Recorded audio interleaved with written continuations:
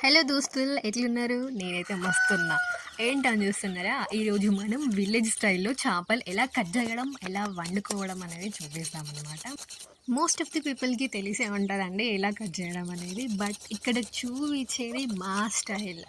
మేమెలా చేసుకుంటానం అనేది మీకు కూడా తెలవాలనేసి నేను ఒక వీడియో చేశాను.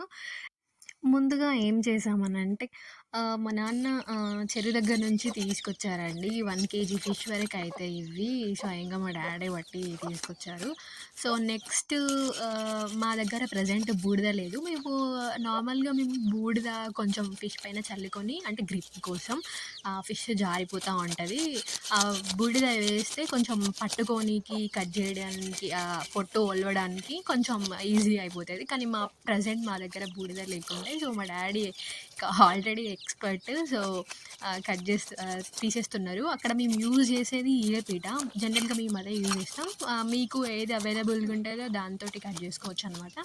మా అమ్మ ఫిష్ కర్రీ ఎంత బాగా చేశారంటే నాకు తెలిసి లైఫ్‌లో నేను అంత టేస్టీ నేనెక్కడా తినలేదండి. ఏంటో మరి మా అమ్మ ఏదేసినా చాలా బావుంటది. ఎలా చేసినా చాలా బావుంటది. అసలు ఎవ్రీ ఇంగ్రీడియెంట్ టేస్ట్ ఫిష్ ఎంత దాంట్లో బావుంటది కదండీ! కనబడతదండి. మన ఊరిలో చేపలు పట్టి తీసుకొచ్చి మన ఇంట్లో వండుకొని తింటే ఆ ఫీలే వేరండి. ఎలాంటి కెమికల్స్ లేకుండా, ఎలాంటి కల్తీ లేకుండా టేస్ట్‌కి టేస్ట్, హెల్త్‌కి హెల్త్. ఇక్కడ కనిపిస్తున్నాయి గదండీ! అవి మా కోడి పిల్లలే. ఎంత సరదాగా ఉంటాయి తెలుసా అండి. యాక్చువల్‌గా 2 పిల్లలు చనిపోయినాయి. మేము కోళ్ళని గూడా పెంచుకుంటాం. ఇక్కడ పొట్టు తీసేసిందంతా కుప్పకేసుకున్నాం. ఇప్పుడు పొట్టు తీయడం అయిపోయిందండి. ఇప్పుడు ఎలా కట్ జేయాలో చూద్దాం. అక్కడ కనిపిస్తున్నది గదా వీడియోలో, మనం సైడ్‌కున్న ఈకలన్నీ కట్ జేసుకోవాలి. ఆహ్, చుట్టుపక్కల మొత్తం కట్ జేసుకోవాలి. తోక, ఈక గూడా కట్ జేసుకోవాలి. షార్ప్ ఈలపీట అయితే బెటర్ అండి. ఎందుకనంటే మిస్టేక్‌లో చెయ్యి గూడా తెగిపోతది. లేదు అనంటే చూసుకొని జాగ్రత్తగా కట్ జేసుకోవాలి. నేను మా డ్యాడీ కట్ జేస్తా ఉంటే చిన్నప్పటి నుండి చూస్తూ ఉన్నా. సో, నాకు కట్ జేయడం ఎలా అని తెలుసు. నేను అన్ని పనులు నేర్చుకున్నానండి. ఆహ్, అంటే ఒకానొక టైంలో మన దగ్గర మనం తప్ప ఎవరుండరండి. ఒకళ్ళ కోసం చూడడం అనేది కూడా రాంగ్. నీకు వీలైతే నువ్వే జేసేయి. నీకు ఒకవేళ వీలు కాకపోతే నువ్వు ఒకరి కోసం చూడాలి. సో, నా పాలిసీ ఏంటంటే హ్మ్, నేను నాకేమైనా పనులు రావు అనంటే ఖచ్చితంగా నేనవి నేర్చుకోవాల్సిందే. ఇన్‌కేస్ నాకు వీలు కాకపోతే అప్పుడు నెక్స్ట్ స్టెప్ నేను చూస్తానండి. అలా మనం తలకాయ కూడా కట్ జేసుకోవాలండి. అలా జాగ్రత్తగా చూసి తీసేయాలి. నేను చిన్న చేపలు గూడా కట్ చేశానండి. ఉంటాయి గదా! అవి ఇంకా ఇదంటే పెద్దయి 2 ముక్కలు కోసేస్తే అయిపోద్ది కానీ, చిన్న చేపలుంటాయండి. చిన్న చేతిలో పట్టడానికే అసలు రావు. చాలా టైమ్ టేకింగ్ ప్రాసెస్ అది. నిమ్మలంగా అన్నీ ఒలిచి తీయాలండి. అవి గూడా చేస్తా అండి నేను. అందరికి వచ్చో రావో తెలీదు. బట్ నేను నేర్చుకున్నా. ఈవెన్ కోడిని కట్ చేసేటప్పుడు గూడా నేనుంటా. నాలా మీరు కూడా అన్ని పనులు చేస్తారా? అయితే కామెంట్ బాక్స్‌లో మెన్షన్ చేయండి. మీరేం పనులు చేస్తారు? ఎలా చేస్తారు? ఎవరి నుండి ఇన్‌స్పైర్ అయ్యి చేశారనేది. రీసెంట్‌గా మేము అరుణాచలంకెళ్ళామండి. నేను, మా పీజీలో ఉన్న ఇంకో అక్కయ్య బెంగుళూరు నుండి తిరువన్నమలైకెళ్ళాము. ప్రైవేట్ బస్ బుక్ చేసుకున్నాము. 400 ప్లస్ ఏమో పడింది పర్ హెడ్. మేము ఎర్లీ మార్నింగ్ 8:00 ఏమో స్టార్ట్ అయినాం. ఆఫ్టర్‌నూన్ అయిందండి. 12:30 ఏమో అయింది రీచయ్యేవరకి. రమణ ఆశ్రమం దగ్గర దింపారు. కానీ మేము అది లోపలికెళ్దామంటే ఆల్రెడీ క్లోజ్ అయిపోయిందండి. అది 11:30 వరకే అంట. సో, మమ్మల్ని అలో చేయలేదు. సో, మళ్ళీ ఈవినింగ్ ఓపెన్ అయితాయండి. అంతలోగా మేము రూమ్‌కెళ్ళేసామండి. మా ఫ్రెండ్స్ హైదరాబాద్ నుండి ట్రైన్‌లో వస్తున్నారు. వాళ్ళకి అక్క వాళ్ళు పరిచయం అయ్యుండే. సో, అక్క వాళ్ళు ఆల్రెడీ ముందే బుక్ చేసుకున్నారు రూము. సో, వాళ్ళ పక్కనే ఓనర్ వాళ్ళతో మాట్లాడితే ఖాళీ ఉందంట. సో, అది మాకు చెప్పారండి. మా కోసం మాట్లాడారు. సో, మేము అక్కడికే వెళ్ళాము. మేము వెళ్ళి ఫ్రెష్ అయ్యామండి. అందులోగా మా ఫ్రెండ్స్ వచ్చేసారు. వాళ్ళు ఫ్రెష్ అయిపోయి మేము అందరం కలిసి ఈవినింగ్ 6:00 ఏమో అయిందండి. గిరి ప్రదక్షిణ స్టార్ట్ చేసినాం. అక్కడ తూర్పు గోపురం దగ్గర నుండి. అక్కడి నుంచి మేము ప్రతి లింగంని దర్శనం చేసుకొని వచ్చేసరికి చాలా టైర్డ్ అయిపోయాం. బట్ ఎంత బాగుందండి అసలు లైఫ్‌లో ఒక్కసారైనా విజిట్ చేయాల్సిన టెంపుల్ అండి. అసలు ఎంత అంటే మేము గిరి ప్రదక్షిణ చేసింది నైట్. సో ఎంతమంది భక్తులొచ్చారు. అసలు మాకు నచ్చినట్టే అంటే ఐ మీన్ దేవుడి వాతావరణంలో నడిస్తే అసలు ఎంత మంచిగా అనిపించిందని అంటే అసలు నిజంగా మాటలు లేవండి. అసలు నా ఫ్ నాకు నేనసలు అలాంటిది నా లైఫ్‌లో నేను ఎక్స్‌పీరియన్స్ చేయలేదు. సో, అక్కడ మేము అన్నీ చేసుకున్నాక లాస్ట్‌లో మోక్షద్వారం ఉందండి. అసలు మేమెంత భయపడ్డామో అందులో నుండి వస్తామో లేదో అనేసి. బట్ ఎంతమంది ఎంత లావున్న వాళ్ళైనా ఖచ్చితంగా వస్తారండి అది. అది అయిపోయినాక మేము మళ్ళీ తూర్పు గోపురం దగ్గరికి రీచ్ అయ్యి మా గిరి ప్రదక్షిణ కంప్లీట్ చేసుకొని మేము మళ్ళీ రూమ్‌కి వెళ్ళేసామండి. నైట్ లేట్ అయింది. మేము వెళ్ళేసి కాసేపు పడుకొని మళ్ళీ ఎర్లీ మార్నింగ్ 5:00కే ప్రదక్షిణకి దర్శనం చేసుకోవడానికి వద్దాం అనుకున్నాం. బట్ మేము లేవలేదండి. సో మాకు లేట్ అయిపోయింది. 8:00 ఏమో లేసినాం మేము. ఫ్రెష్ అయ్యి దర్శనం చేసుకోవడానికి వచ్చినాం. ఆ రోజు సాటర్డే జనాలు చాలామందే ఉన్నారండి. ఎందుకంటే ఇవి శివరాత్రి వేళలు కాబట్టి చాలానే ఉన్నారు. సో మాకు లిటరల్‌గా 8:00కి మేము దర్శనం 8 అంటే మేము 8:00కి స్టార్ట్ అయినాం రూమ్ నుండి. వచ్చేసరికి 9 ఏమో అయిందండి. మధ్యలో కాసేపు ఆగినాం. 9:00 ఏమో స్టార్ట్ చేసినాం. చాలా సేపు పట్టిందండి దర్శనానికైతే అసలు. కానీ అసలు ఎంత బాగుందంటే టెంపుల్ అసలు చాలా అంటే I mean once step in అయితే ఏమో పాజిటివ్ వైబ్స్ అండి అసలు.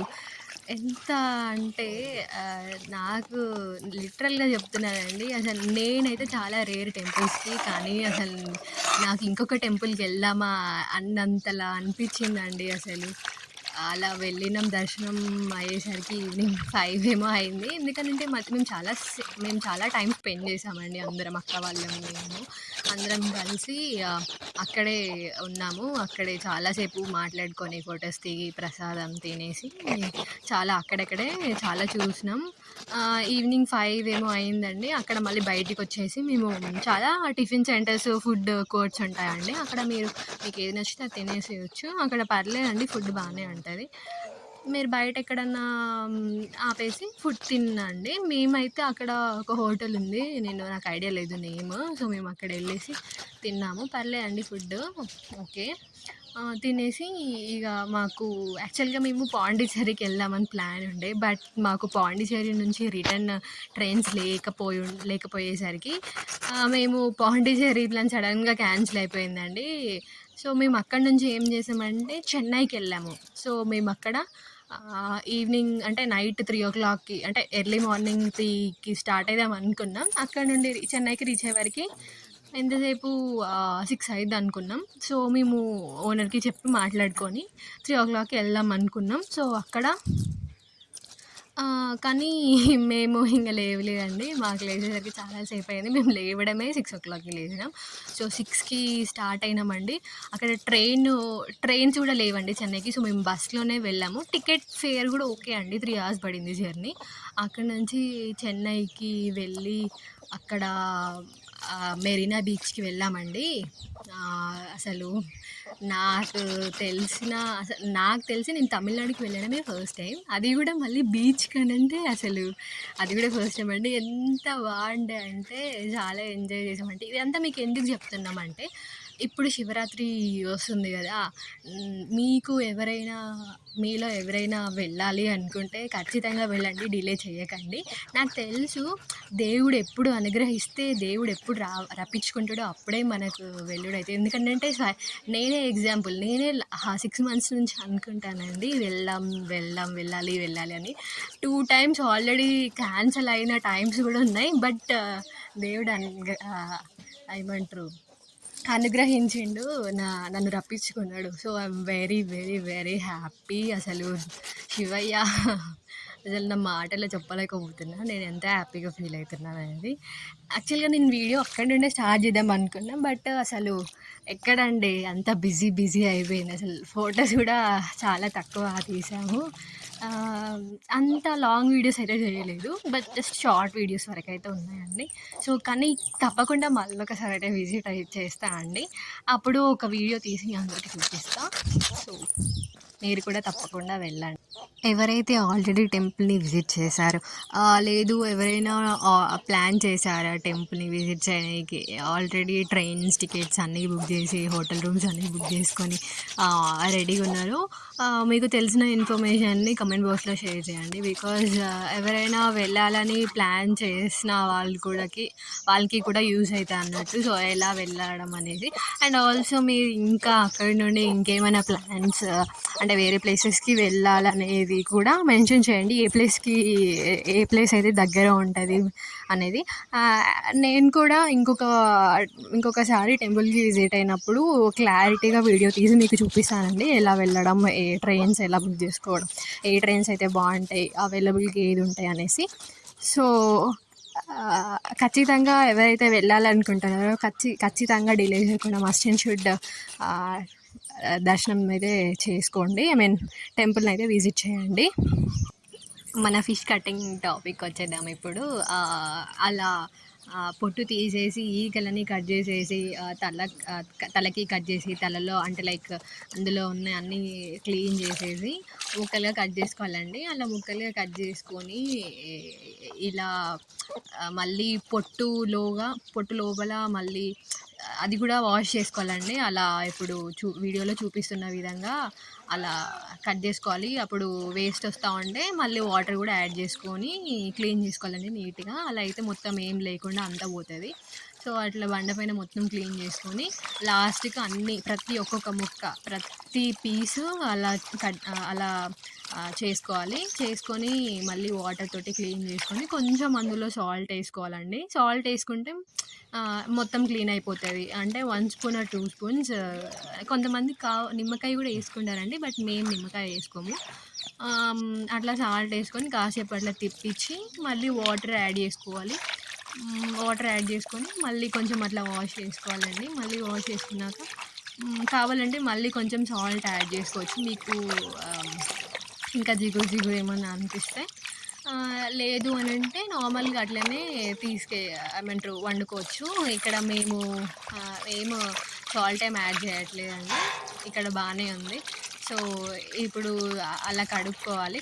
అలా ఒక 2-3 టైమ్స్ కింద మీద అని మళ్ళీ ప్లేట్లో వేసుకోవాలండి ప్రతి ఒక్క ముక్కని. చూడండి ఎంత నీట్గా ఎంత క్లీన్గా ఉందో. అసలు నాకు తెలిసి అంత క్లీన్గా షాప్ వాళ్ళు కట్ చేసి కూడా ఇవ్వరు అనుకుంటే. సో, మనం ఎంతైనా మన పని మనం చేసుకోవడంలో ఉన్న తృప్తి అసలు ఎందులో ఉండదండి. ఇది మన కాడ చేసుకున్నది కాబట్టి చాలా ఆస్వాదిస్తూ అసలు నా ఫేవరెట్ అండి ఫిష్ కర్రీ అయితే. అసలు మా అమ్మ చేస్తుంది. అసలు నోట్లో ఊరిళ్ళు వస్తున్నాయి ఇప్పుడే. అసలు అంత బాగా చేస్తుంది. ఇప్పుడు మనం అలా అన్నీ కట్ చేసి ఒక 2-3 టైమ్స్ వాష్ చేసుకోవాలండి. మీ దగ్గర వేరే ప్లేట్ ఉంటే ప్లేట్లో కూడా పెట్టుకోవచ్చు. అట్లా ప్లేట్లో అన్నీ అంత క్లీన్గా వాష్ చేసుకున్నాక మళ్ళీ ప్లేట్ వాష్ చేసేసుకొని ఇప్పుడు ఆ ముక్కల్ని మళ్ళీ అందులో వేస్తామండి. కుకింగ్ వీడియో కూడా ఉందండి.